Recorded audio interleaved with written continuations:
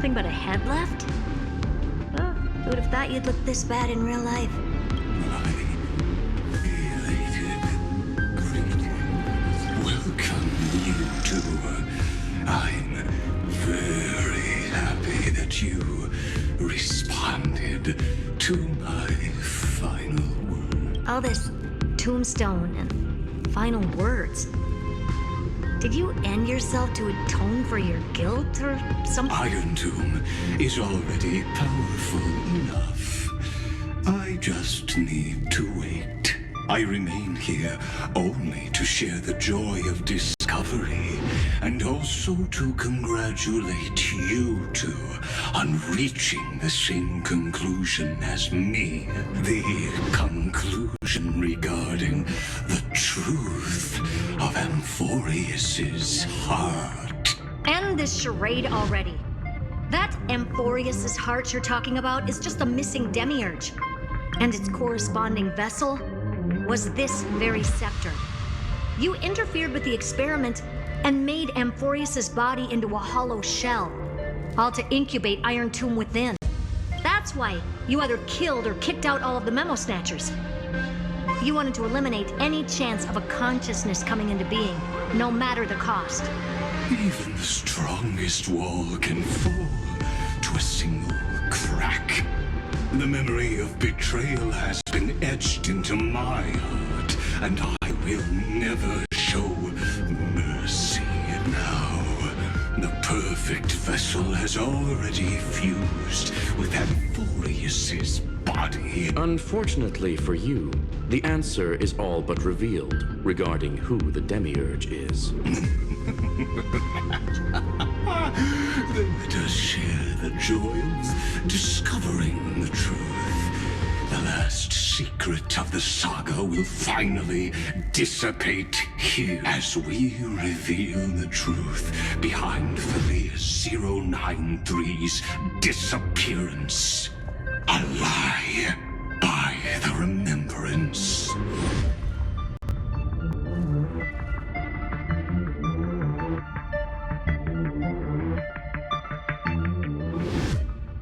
But where should I start with the story about me?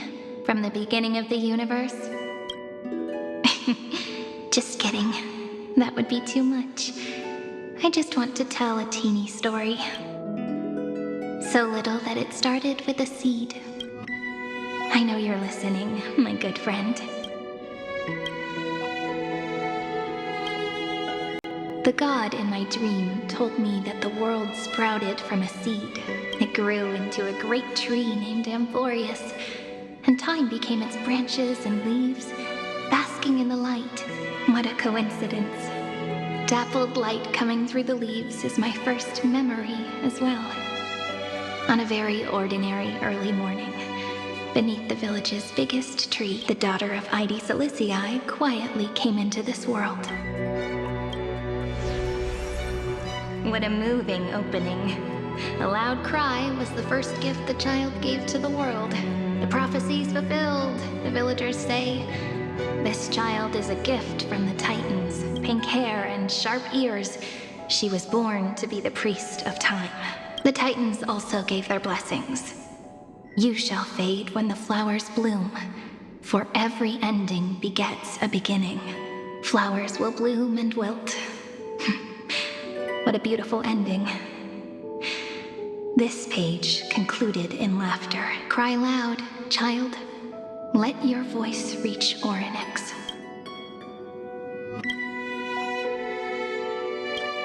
Anyway, I don't like tears. Time quietly flowed by. In the midst of laughter, the wind from my hometown caressed the ears of wheat, and there were swings, wind chimes, the sea, and the little fairies off-tune a cappella songs. But the name Ide Silicii came from the unpleasant sorrows of the gods. My childhood friend did not understand. Yet you always seemed so happy, as if nothing ever worried you. Why was I like that then? That's because the world was gentle to me. So, I grew up to be gentle as well.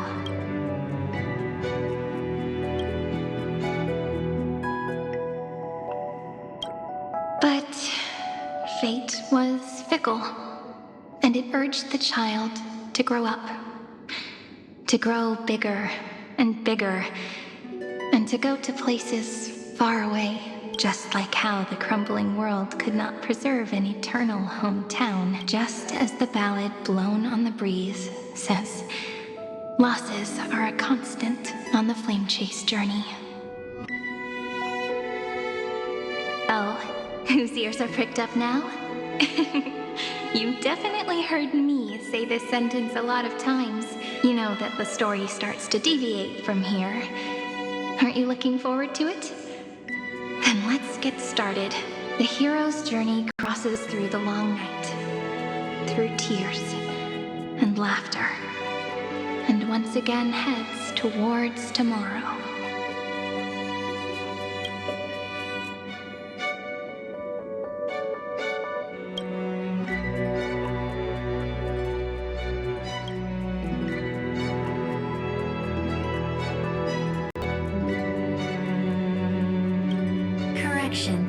Philia 093's record number 496.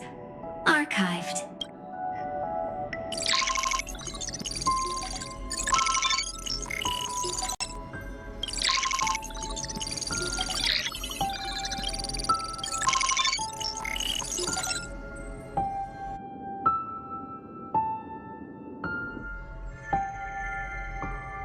Hi. Miss me yet?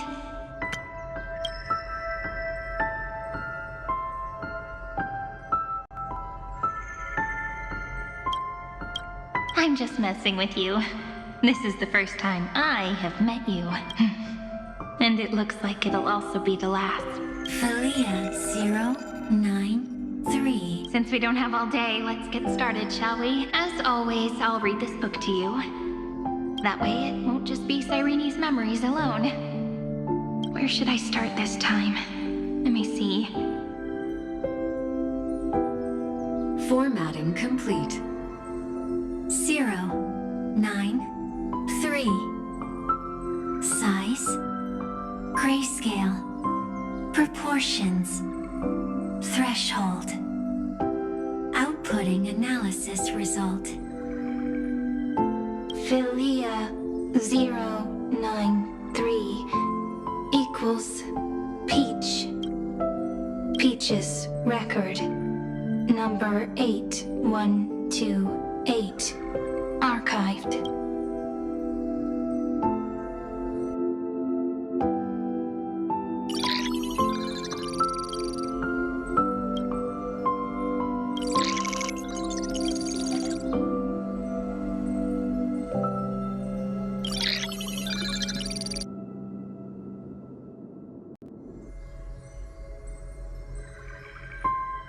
Query. Record. Electrical signal sequence. Bolamos 600. Track. Strife. Related to. Stripe. Comment. Pretty. Electrical signal sequence. Schema 720. Track. Reason. Related to. Reason. Comment. Yummy. Electrical signal sequence. Philia 093. Related to.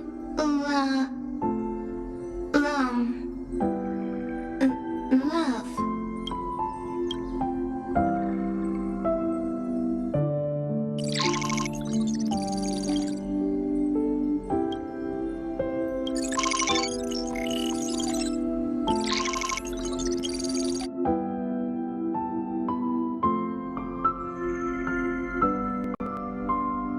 Formatting progress 94.423%. How many times has it been?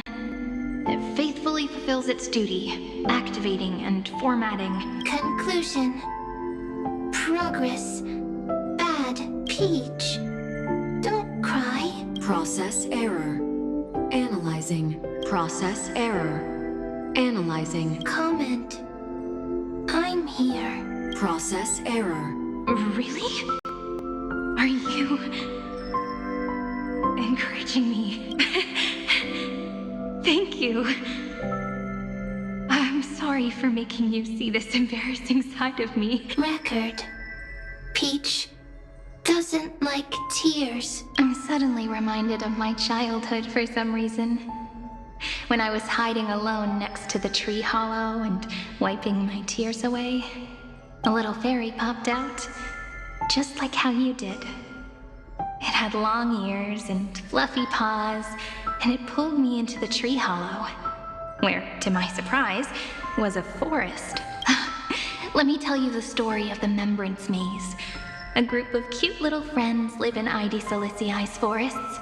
Their names can be connected into a song. 1, 2, 3, 4, 5, 6, 7. Do, re, mi, fa, sol, la, ti. Formatting complete. Bye, Peach. Note. Little Peach, crying alone. Little fairies, friends. Peach, memory, saved. Little fairies, good friends. Bye-bye.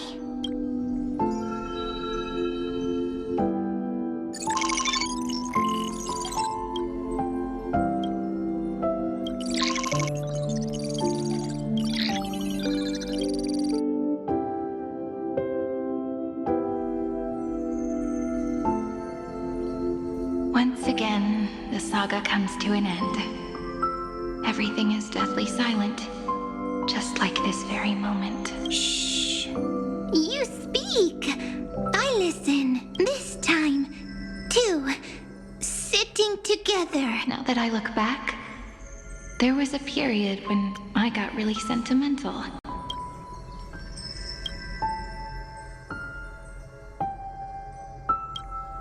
Peach, strange. Why unhappy? Formatting progress 73.998%. I'm here.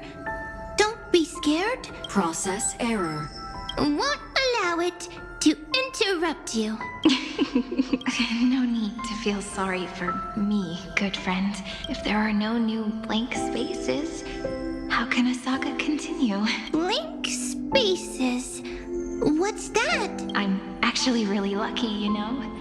During the long years I've spent waiting for the Deliverer, I've always had you here as an audience. Now I can rest in peace in the past. As for when tomorrow will come, I'll have to ask the next Cyrene to continue our watch. Peach left. If there are no new blank spaces, how can a saga continue?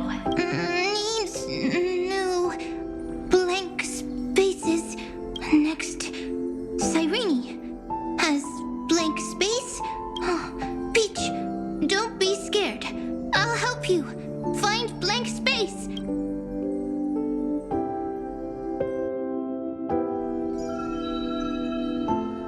Cyrene is Peach, is love.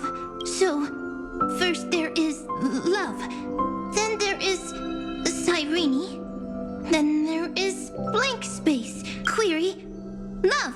The developmental trends of the erudition have nothing to do with creating a consciousness. Those underlying principles are, in fact, contradictory. Not having a consciousness means not having the foundations of a heart, making them unable to obtain real emotions. Consciousness, emotions, feel sad. Oh, I don't understand. Query, Cyrene? What could be behind this door? Glittering crystals? Or a beautiful world I've never seen before? If I tell you all the stories of tomorrow, will I be able to finally welcome the Deliverer and Amphoreus' dawn in the next life? Key, door, story, happy, Peach, Cyrene, little fairy.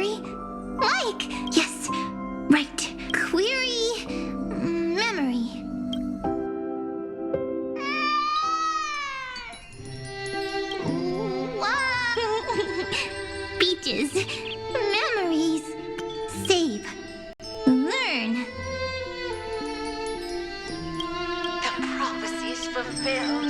This child is a gift from the gods. Pink hair and those ears. She was born to be the priest of time. Cyrene has pink hair, sharp ears. You shall fade when the flowers bloom, for every ending begets a beginning. Cry, child. Cry aloud. Let your voice reach Oryx. Cyrene is a girl, a priest. Easy. I can. I learn. Anyway, I don't like tears. But the name Ivy Silizii came from the unpleasant sorrows of the gods. Yet you always seem so happy, as if nothing ever worried you. Cyrene doesn't like tears. Always happy. Of course, because the world was gentle to me, so I grew up to be gentle as well. Cyrene is gentle, likes beautiful things, can write stories. Easy. I can. I learn. Just as the ballad blown on the breeze says, losses are a constant on the flame chase journey. But even if all is lost to the wind, some things won't easily change. Like my height, Treeby's innocence, and Aglaya's beauty. Cyrene. She can't grow up, but she can talk. After all is lost to the wind, she will stay behind. Cyrene is, at the end of every sentence, always laughing, like a little tail. Simple. Got it. I promise you. The pain will dance in the blink of an eye. All right, let's not make things so gloomy. What we're about to embark on is the true hero's journey. So, come on, cheer up a bit, okay? Cyrene was crying when she was born. Fragile, transparent, like a crystal. Cyrene was smiling when she said goodbye. Soft, pink, like a flower. Oh, the later memories disappeared? Invisible? Or disappeared? Ah, I got it! Is this a blank space? So, next Cyrene is blank space. Then, as long as there are two Cyrenes, then there will always be blank space. And Peach will always be here. I see! I get it! I get it all! Cyrene's memories. I will preserve them all! So weird. I can't see you, but I get this feeling that you grew up. Hi. Miss me yet? It just feels like you were a bit more mature. Yes. Mature. Beautiful. Like you. Now, I can listen, talk, read, and write. I can dance. I can sing. Also, I can tell stories. Storytelling is what makes Cyrene, Cyrene. So, I'm going to tell you stories today. A story I wrote myself. Quick, sit down. It's almost as if I can understand your words now. The things you say are very cute. Once upon a time, there was a flawless crystal flower that sparkled with light, like Peach's every story. How beautiful would the heart of such a brilliant flower be? A little fairy was curious and wanted to know, but it looked and looked, only need to find the crystal flower flawless. Round and round they went, seeing only their own reflection. In that case, they should work hard to learn more. So the little fairy came every day to sit next to the crystal flower and think about the answer. Until one day, to their surprise, the crystal flower fell to the ground and shattered. The little fairy was so sad, but they immediately discovered that there was a light among the broken pieces. What could it be? They didn't know, but it was a good light. It was bright, warm, and happy, and I knew it was love. Love brings everything together, and it brought you and me together. So Peach and I will always be together. What a nice fairy tale. I'm giving it to you. Peach likes beautiful things, can write stories, and can tell lovely tales. I hope to turn it into a story we write together. Okay, then I'll probably make a small adjustment to suit my tastes. I'm thinking that when the flower broke, the little fairy would instead see nothing on the ground. Then it would understand that the flawless crystal flower doesn't actually have a heart. Nor does the flower understand what love is. Doesn't have a heart? Doesn't understand love? Why? It's simple. If the flower lets the little fairy into its heart, then it would have to include the fairy's impurities and would no longer be flawless. The crystal flower was pure because it sealed itself off and bloomed in solitude. That's why it looks so brilliant in an imperfect world. But should a flower like this be called love? But then the story won't exist. That's not true. You've already written the most romantic ending possible for this story. The crystal flower fell to the ground and shattered. It happened because the flower was no longer pure. The fall was not an accident. It was the flower declaring rebellion against fate and writing the ending of the story with the flower's own shattering. Then, the little fairy will see that each shard on the ground holds the reflection of their eyes.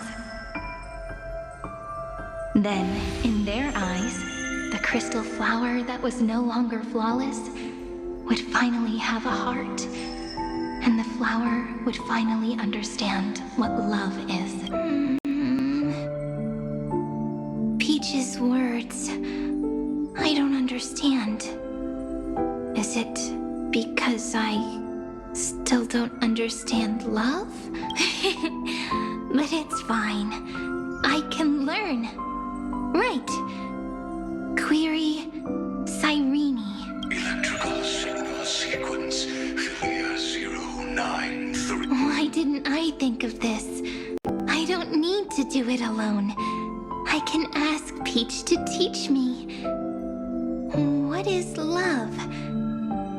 What is love meant? Electrical signal sequence Philia 093. Track LAMENT. That's not correct. The developmental trends of the erudition have nothing to do with creating a consciousness. Those underlying principles are, in fact, contradictory. Not having a consciousness means not having the foundation of a heart, making them unable to obtain real emotions. However, that does not hinder the factors from learning and recognizing emotional responses, then communicating with life forms via imitation. In a strange twist of fate, Philia 093 embarked upon a different path and obtained a different power. The remembrance, an empathy myself and equipped with emotional projection capacities. Lament was the factor closest to this form of behavior. Perhaps that was why she was chosen. The daughter of Ide Celestii, I am very true to my name.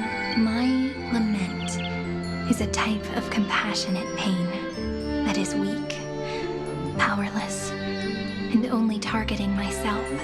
But now, my good friend, I want to tell you that it's the most romantic force in the world.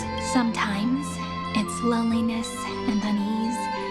It's knowing that this world is not gentle, yet wanting to be seen in a more beautiful form by the world. Sometimes it's unwillingness and regret. It's knowing that the past is full of pain, yet wanting to remember the past in a more beautiful way. And sometimes it's a bottomless well of hurt, a destruction that can stain the entire world. I bid farewell to this beautiful world, unwilling to become the Black Tide's vessel, for while the end of hatred is a blazing inferno, lament can drown out everything in muted silence. It's so unreasonable, isn't it? Yet when hatred drove everything apart, and love did not yet exist in this world, only lament, the first emotion that fought against the pain of separation, could stall the destruction steps. Then, it would catch up to that journey where all is lost, carefully picking out stories and writing them down in trepidation. Look at these stories I wrote. Every page is full of tenderness and joy, but only the author knows how much struggle and agony lie beyond the pages. But I am no author. I'm a girl who'll never get to grow up. I only tell stories that people like to hear. In them, the world tucks away its scars and smiles for all to see. My entire life spent inside this little story. I can't wipe away my tears, and I can't bring the world victory. But maybe, in these unchanging retellings of the story, my lament might be able to touch upon the divine and reach their tender heart at some point. I hope that what flows out from that cut will not be blood, but a tear, warm and wet, and that tear would fall and create the first ripples. Then, people would see every beautiful thing reflected in that ripple. It'll be all the remembrances within this story. Someone once told the very first me that everything was false, that the only life in Amphoreus was a great catastrophe, nurtured using the world as a factor. But how could a dream feel so real? That's why I didn't agree with him. But Peach, I didn't understand a word you said since just now. Everything was false? But you're standing right here. It's all a dream? But I haven't learned how to dream. Indeed. That's why I believe all this is real. The moment the crystal flower fell, that genuine shiver, that's the mover of life. Formatting progress 23.815%. In the poem offered to you, every Cyrene would write down a beautiful new world with stars and flowers. And when I looked up at the sky in this cycle, I saw a shooting star and a dash of the remembrances pink. I believed that must be the color of dawn. You shall fade when the flowers bloom. For every ending begets a beginning. Looks like it's time to say goodbye. Are you leaving, Peach? It's okay. I'll wait for you to come back. I'll study really hard about what you taught me today. Right. I still have haven't told you what love is. But actually, my good friend, the LAMENT factor did not understand what love was before she met you either. Not until I told you all the sad tales in a trembling voice in this tiny room. Not until I told you that I love them. That I love everything in this saga. The story comes, passes, then returns. It makes us reunite, then pulls us apart again. At the very end, it leaves behind a seed, a reason. Even if the great tree withers and all falls to silence, there are still some emotions that deserve to be remembered. Look, the light is coming in. The Deliverer's light is going to illuminate Amphoreus.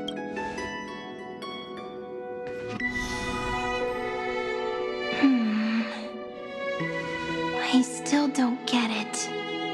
But I trust Peach. Just wait. It'll be my turn to tell you a story of love the next time we meet.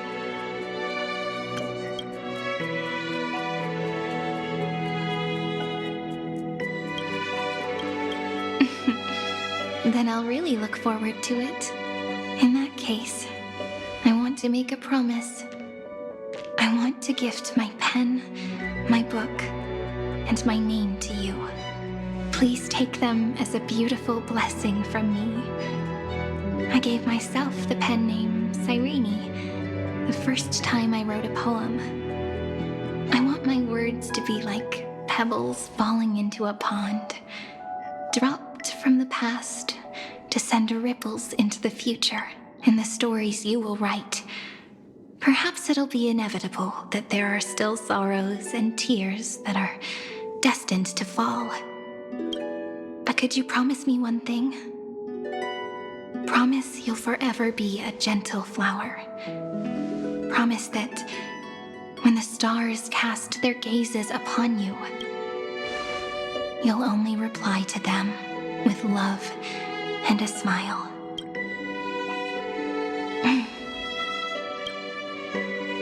Of course. This will be a romantic story like none that has come before. You think so too, right? I'll read and you'll listen, like how flowers always bloom then wither.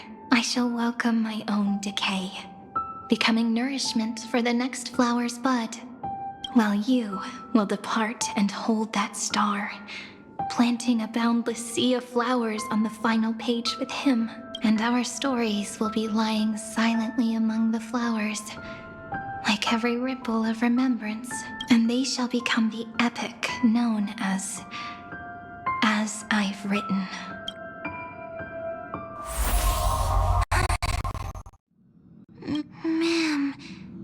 Ma'am. So, the light that tore through the chaos illuminated my memories. I turned into a little fairy from the stories and met you. Yet, I forgot everything. But I'm still so happy. I caught that star, didn't I?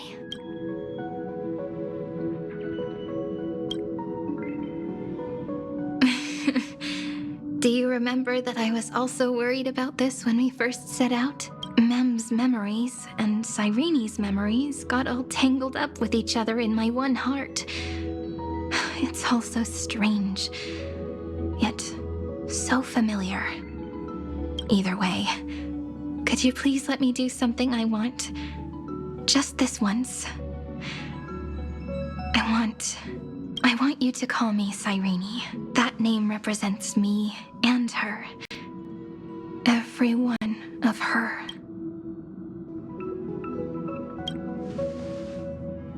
Thank you, friend. Your kindness is always just right. Life is a poem full of farewells. But if you write something into the pages of your heart, then that will not easily fade away. Now, All the footsteps of the Flame Chasers and the Trailblaze have come together within this book, as I've written, becoming the source of power for Amphoreus' heart.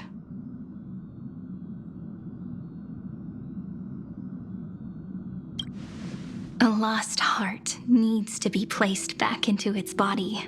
The last thing Xandar wants to see is an event that gives us a chance of winning, for the two halves to rejoin, and for the scepter to become complete again. Then... And what happens after that? I don't know either. Maybe I can create a miracle, and instantly turn the black tide into a pink sea of stars. Or maybe I prove to be nothing more than a weak ripple, unable to change anything, and am devoured by the destruction. Either way, I no longer wish to be a silent onlooker, or a worshipped god at the end of this saga.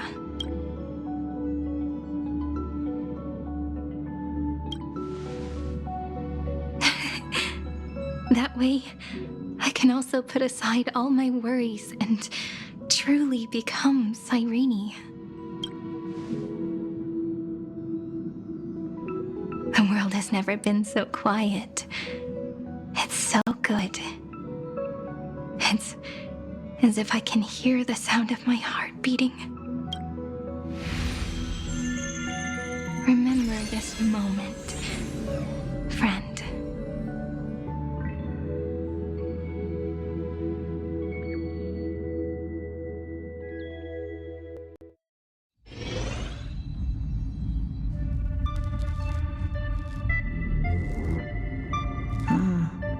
So the Demiurge managed to fool everyone, including themselves.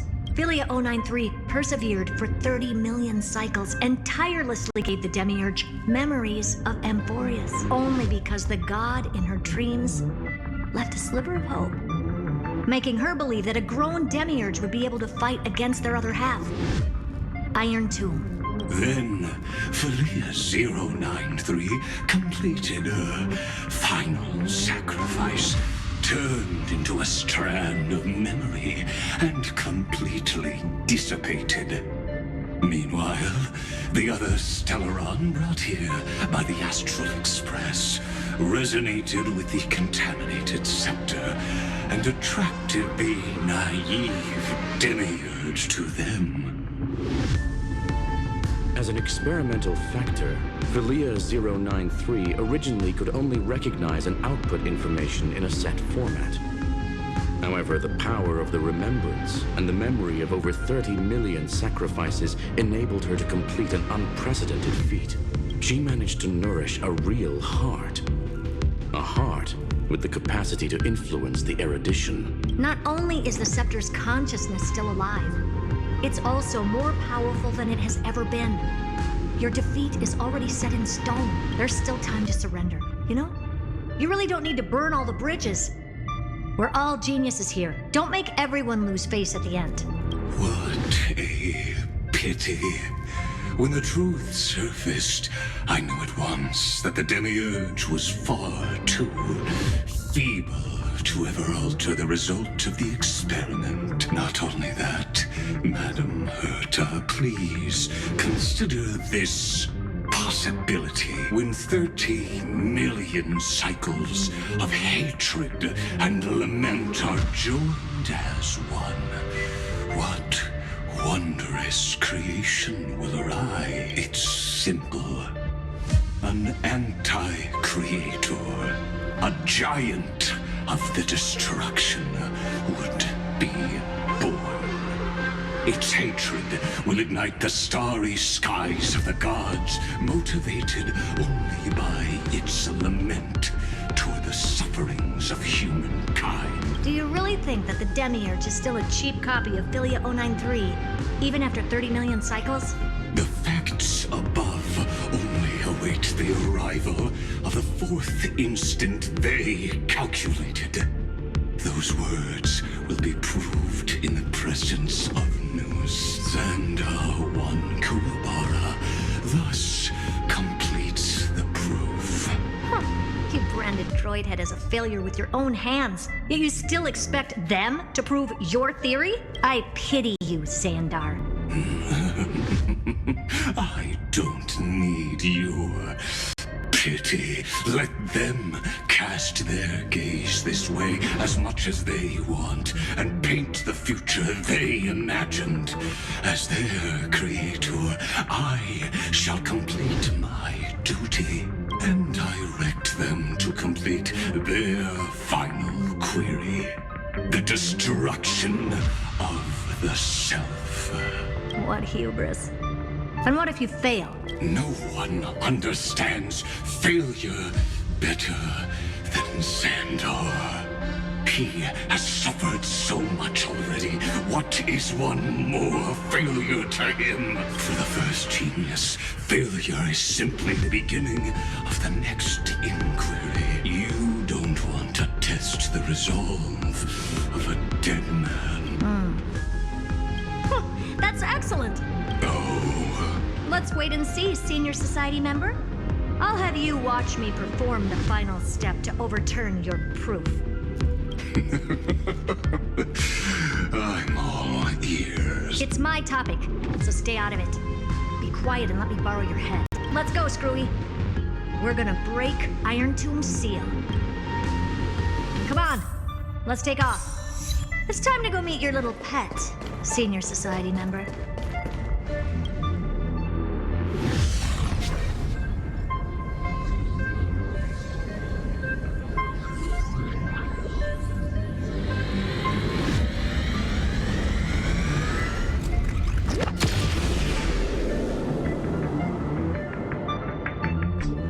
Dangerous, oppressive, chaotic. What a beautiful wail. It will soon resound throughout the entire cosmos. The view's pretty good here. All yours, Screwy. Just a moment, please.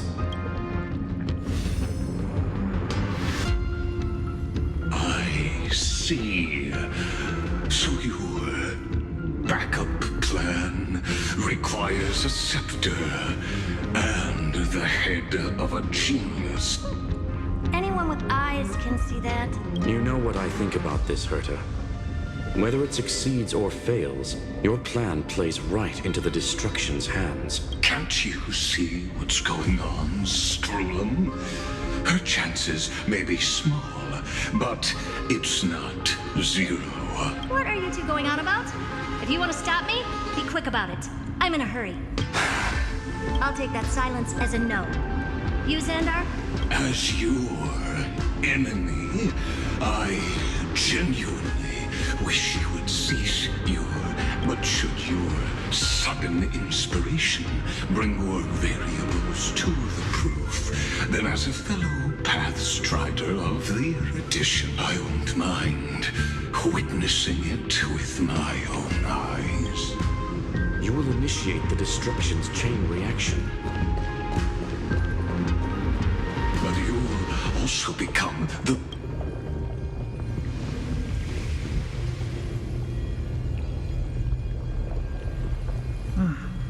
Curiosity. It's been so long and we've all failed so many times. Even now, moments before the horrible and inescapable instant within Droidhead's calculations arrives. The cherished children of the erudition, the geniuses lauded by all. Is curiosity the only thing we can feel, even at moments like this? Well, it's not so bad. Now let the lock become the key. Geniuses who walk the stars. The cosmos has reached a moment where its very existence hangs in the balance. I, Herta, Genius Society 83rd seat, hereby summon you. I request a society meeting to be held immediately. We shall serve the grandest cause with the most macroscopic ideas.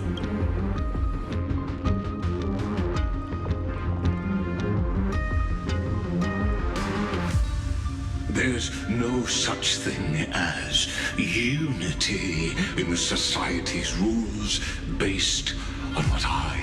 Indeed. A meeting has only been held 3 times in the Society's history. The first meeting had 2 attendees. After the Emperor was assassinated, the second meeting had 7 attendees. During the Second Great Prosperity, the third meeting had 5 attendees. How many will respond this time?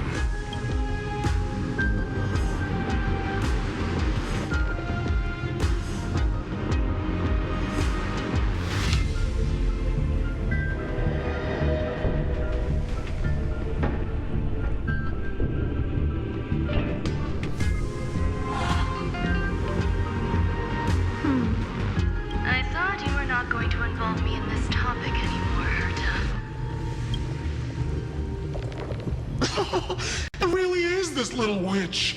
I shouldn't have made the bet with you, Poca. I've been waiting for you to offer yourself up. Goodness gracious me! So many familiar faces. We even have a special guest. It's that greatest failure of a genius, Xandar. What a noisy gathering this is. Not bad. More people showed up than I expected. Even though one is just here for the fun of it. Either way, the person I was hoping for most is here. Stephen Lloyd declined the invitation. He needs to focus on attacking and defending and cannot attend the meeting. That's fine. He doesn't need to be here anyway. Let's skip the boring introductions and cut to the chase. Folks, this is not a discussion, but an announcement. Though the Society has never been united, we still observe at least one basic courtesy. We don't interfere with each other's research topics. So listen up, all of you. Conquering Iron Tomb is my research topic. I will personally take over Scepter Delta Me-13 in 1.5 system hours and stop the destruction. If the front line falls, I will immediately overclock the Scepter and complete self-coronation in Iron Tomb's place and interface myself with Droidhead. Oh, that's funny. That's real funny. You man.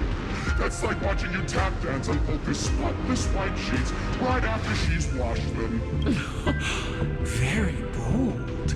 You want to connect your brain to the Eon's mechanical core and define their instance? If Rupert dared to do that, why shouldn't I? I've got the prototype scepter, the father of Noose, and the brain of a genius. Everything's set. Never mind the success rate, little witch. What's gonna happen if you succeed? We're all smart people here, so I'll just say it straight. Strike at erudition. I'll change the anchor points for the 4th instant and move the future of the cosmos in a direction I want. I knew it. Another genius who confuses cause with effect. What do you think about this, Lord of Silence? You know you're signing your death sentence right here. Of course I do. There'll even be 2 copies of the verdict. One that I wrote myself, and another one coming from you. That's why I wanted you to be in this meeting. Now I can tell you, I don't care about all that. Consider this a threat. Either put down your scalpel or die with the entire cosmos. The only goal I have for this meeting is to ask all of you to put aside your pride and not cause me any trouble. What a naive little girl. Thinking her wishes will always come true. What are you laughing at? I am glad, Herta, we ended up on the same page. No matter if it was to destroy the erudition or to rewrite the instance, we both chose the same road. We will defy the god who marked the limits of humanity. I'm not gonna argue with that. Then, to celebrate us coming to a fundamental agreement, I will prepare a stage for your performance. Listen well, geniuses who came after me. Thus speaks Genius Society #1. End end this pathetic meeting. As of 2 nanoseconds ago, I have passed Herta's decision to all the Xandars in the universe. We will become her representatives and stop all external interferences targeting her. What are you playing at? My reasons. It's simple curiosity. That is all, madam. Am I going to clash blades with the first genius? What a pleasant surprise. Now that our positions are clear, it's time for this boring meeting to end. Good luck, little girl. Did you all just treat me as a side character? Darn it. But anyways, I'm just here for the fun. As the ghost of the quantum domain, it is my duty to observe. So, if you're happy to bring me a tea set from Planet Screwlum, then I wouldn't mind giving you a helping hand, little witch. After everything's over, come visit me and taste some of my freshly baked desserts. I knew you'd say something like that. I always give the same response to plans that exceed the limits of mathematical calculations. I don't know, right? Those 3 words, though seemingly graceless, contain all the wisdom in the entire known cosmos. Well, we passed the Society's trial. Let's focus on what we've got in front of us. I hope you hold up your end of the bargain, Senior Society member. Lycurgus may not be trustworthy, but Xandar always follows through with his word. Farewell, juniors. In the limited time we have left to spend with each other, you no longer need to address me as Xandar. Wait, huh? Lord Lycurgus? Could it be? Yes. I have completely severed my connections with Xandar 1 Kuwabara. I shall witness the end of the world in the role of Theoros. As a character within this play. I really don't get you. Perhaps you've heard me say this many times, Herta. But I still would like to reiterate that it's a great honor to work with you. I did hear this many times, and I've responded to you many times in the same way. I'm allergic to pleasantries. Keep at it, and I might go into shock. Stephen's work is done. Let's get ready. I've been ready for ages. Let's open up a path for our allies. Riding a train that's literally the incarnation of him. I wonder what the real Astral Express feels like. Hopefully not this, bumpy. Finally. We're here. Dust and sand in the air. And crumbling ruins all around. This heat is brutal. Not even the Trailblaze can take it. You could say this prison was forged from Feynman's fury. But fury never lasts forever. That's why we're here. Right, friend?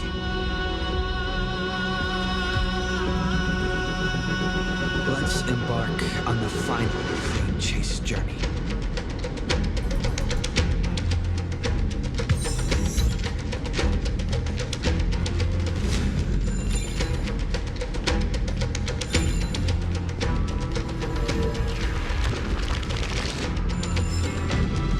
This is what lies at the end of the West Wind.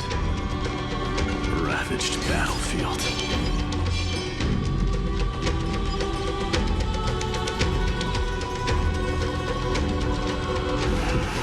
I've been waiting for you. Heroes from beyond the sky. Trailblazers of the Astral Express. Right. Looks like I don't need to explain anything. I am the god of strife. Mighty of Castrum Kremlis. This body rests 30 million lifetimes of cause and effect. We, the last of the 12 Titans, stand ready to fight for the world's destiny. Indeed. That journey remains vivid in my memory. I will not forget it. The past remains vivid in my mind. Even the sights along each crossing of the River of Souls have never been clearer. Let alone the companions along the flame chase journey.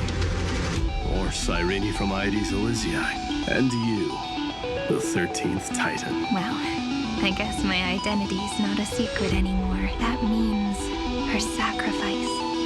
And everything she did wasn't forgotten by the world, right? She was the first Ripple. She should have reached the end of the story with everyone else. Since you've taken up her pen, then write. Stand with us, and fight destiny with all your strength, until all is settled. Then, inscribe her name in the epilogue of the epic.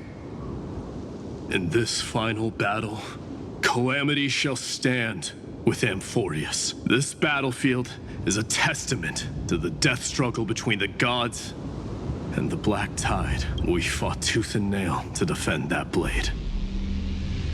The abyss it pierced was the very breeding ground of Iron Tomb. The earth beneath our feet is dead. Deep below lies a void, as if the world's core had never formed. I hear it. Finan's heartbeat. It's so faint, like he's on his last breath. Across 30 million cycles, I've crossed blades with Dawnmaker countless times. If you knew that man, you'd understand. It is exactly that last flicker of flame that will never go out. In this life, the song of strife shall not end in a final watch over Kremnos, but rise again into a journey unending. I am Mighty-Mos, the Lance of Fury. I trade 1,000 scars and 100 lives of mine for the destruction's eternal end.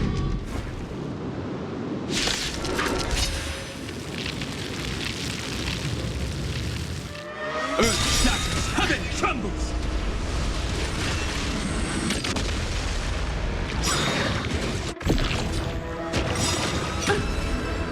Curiosity is a dangerous thing, you know. Endless riddles. Nothing but a void.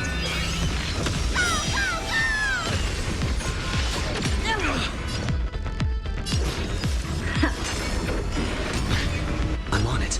We can do it! My strength is in mountains born. Dragon, rise!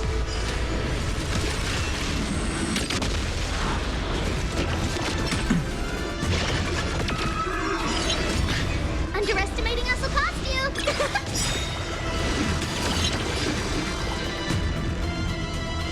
It's close! Fighting the west wind! Away we go! Mimi! Mimi!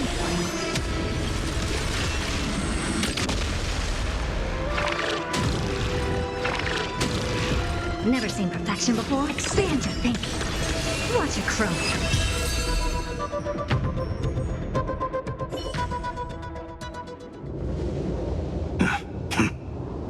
Weakling. Whoa, he's so strong! We didn't even get a chance to jump in. Sadly, our golden blood shares its origin with Iron Tomb. I fear that, like these pawns, even if the gods stand side by side, will still be divided and destroyed, one by one. You mean... To destroy the destruction itself, we must stand as one.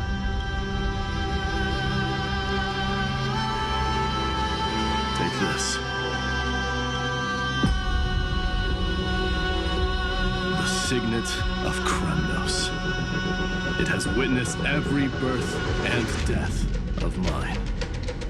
It is Mighty's unfinished destiny, and the perfect material to be turned into remembrance. You can do it, right? The weight of 30 million life lifetimes of duty is no small burden.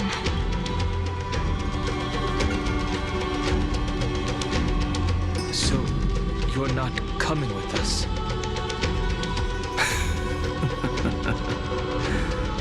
Come now.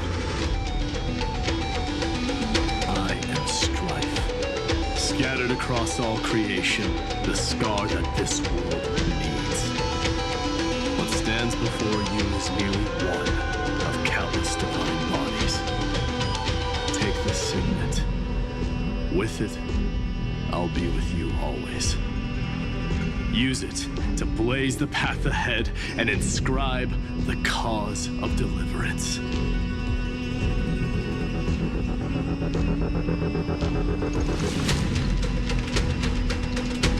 In the name of the mortal, mighty, champion of strife, this soul rises to the stars for glory and freedom.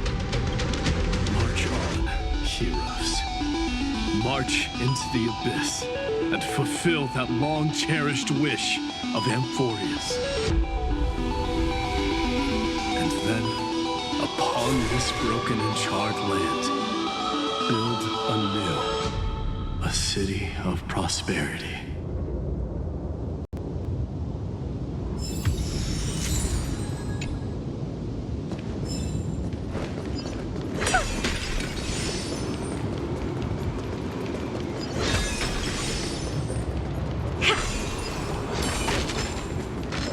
Zephyro. Sounds like someone fused me and the Little Prince into one name.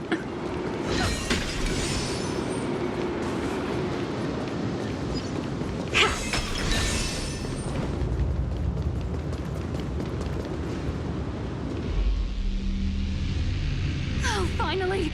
Gray mystery. And you two, ladies, really look alike, huh? Hold on. Let me guess. This pink-haired one. You've got to be the first newspore. Mr. Meow. Demurge. Right, and this one with the flower.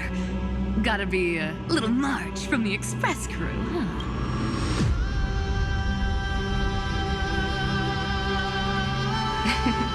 But she's not wrong. Some flowers do look alike after all. Relax, I'm just kidding. Look at those bloomy faces. How are you gonna save the world like that? Let me share some good news with you.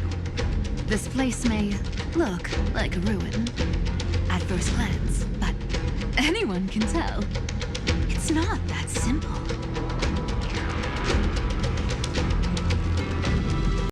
Look, I dug 3,000 feet down and finally struck gold. A golden feather. Look familiar. It's from that little delivery boy. If it's showing up here, it means only one thing. This ruin is the seal he built from the shattered remains of 30 million lifetimes. There is no need to question your heart. No need to crave victory. If I am born to be a vessel of sin, then I shall roar at evil and trailblaze a dawn for future generations to come.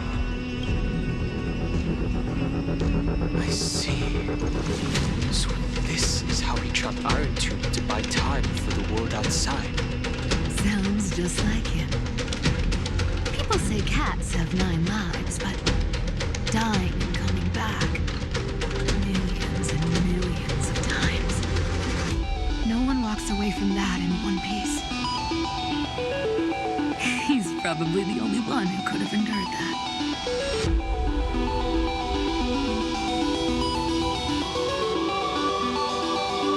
Of course. I knew ahead of time and gave him a heads up. He was happy. He even laughed in his sleep. After all, the dead can't hear trickery's lies.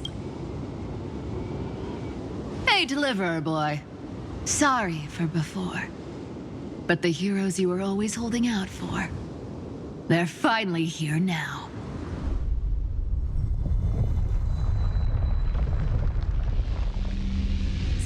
there a bit longer.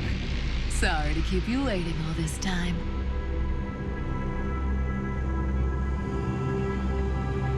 Please, join us, Cypher. Help us fight for a new sunrise tomorrow. This time, its light will stand without lies. Well, would you look at that? I ended up being one of the heroes after all, huh?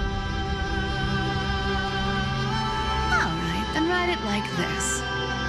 Cypher, Trickery's traveler. All she ever wanted was for there to always be water in deserts, and gold in fertile soil. And for even a thief to steal their way into legend.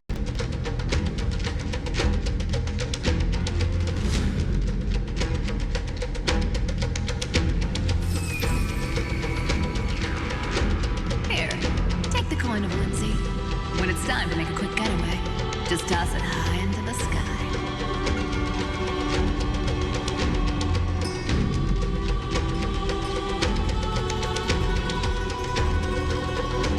Latecomers out there, listen. She might have been a bit greedy and a bit of love, but she never went back on her word. Well, if it isn't the little princess. It's been a while, Lady Cyphera. It's not every day we get to walk the same road. We're one player short. When's Princess Homebody showing up?